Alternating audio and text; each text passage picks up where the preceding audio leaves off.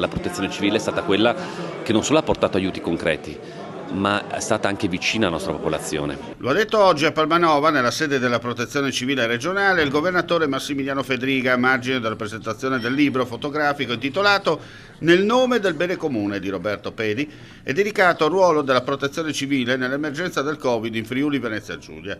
Nel corso dell'evento, a cui ha partecipato anche l'assessore regionale alla Protezione Civile Riccardo Riccardi, sono intervenuti anche Silvio Brusaferro, dal 2019 al 2023 presidente dell'Istituto Superiore di Sanità, e Angelo Borelli, dal 2017 al 2021 capo del Dipartimento Nazionale della Protezione Civile. Presenti anche gli assessori regionali Pierpaolo Roberti e Sebastiano Callari.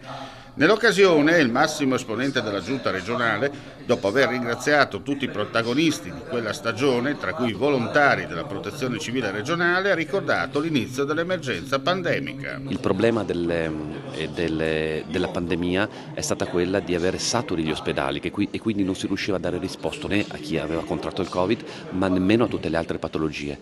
Il vaccino ha permesso di abbassare drasticamente le ospedalizzazioni, è stato un successo straordinario rispetto anche a quella novella che diceva mi sono vaccinato, mi contagio lo stesso. Il problema della sanità non era se uno stava a casa col Covid, era se aveva necessità di cure ospedaliere.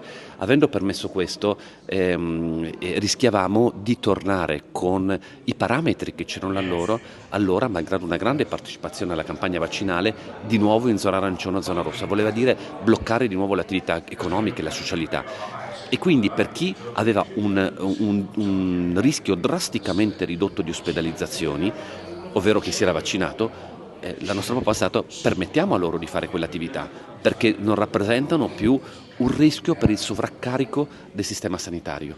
Quindi una misura razionale che non voleva premiare o non premiare qualcuno, ma con i dati oggettivi andare a capire dove stava il rischio e dove invece quel rischio non c'era, e quindi si poteva continuare una vita, non dico normale, ma almeno con più possibilità nell'azione di vita quotidiana.